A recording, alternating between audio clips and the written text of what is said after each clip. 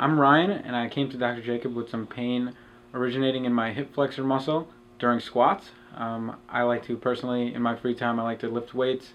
I consider myself a hobby bodybuilder and power lifter, which is basically lifting free weights with mainly the use of barbells. And I was having some pain while squatting, and I tried to lay back on the squats, and every time I'd come back into it after a few weeks or a month, the pain would start to come again in my hip flexor region, which is a muscle in the hip. And I came to Dr. Jacob with that pain, and he evaluated me and did a few mobilization techniques with me, and after one session the pain was almost completely gone, and I was able to squat fairly soon after that without any pain, and it was really great.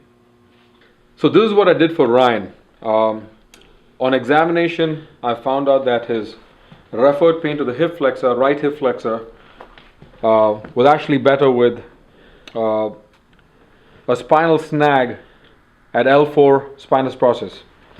It wasn't relieved with left transverse process or right transverse process. I had to lift the L4 spinous process, and the patient, in this case Ryan, had zero pain. So this is the stabilization belt.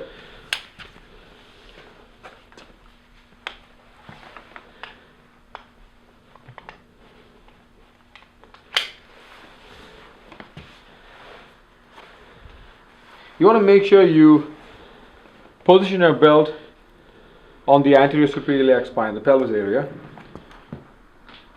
In Ryan's case also, he had pain with left side bending onto his right hip flexor, anterior superior iliac spine region. Okay, so what I did was I used my left hand, the pisiform, on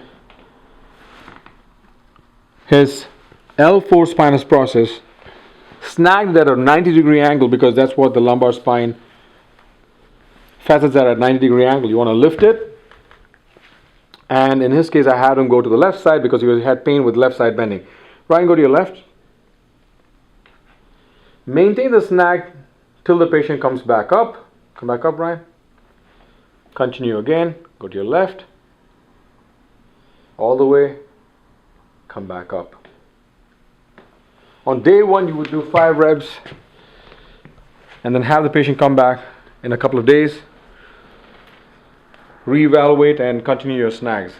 In Ryan's case, he left with pain-free squatting ability and left side bending. We also encouraged him to perform self-SNAGs at home. Let me show you how to do that.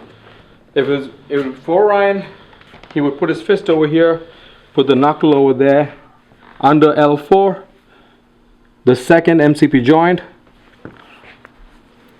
use the other fist.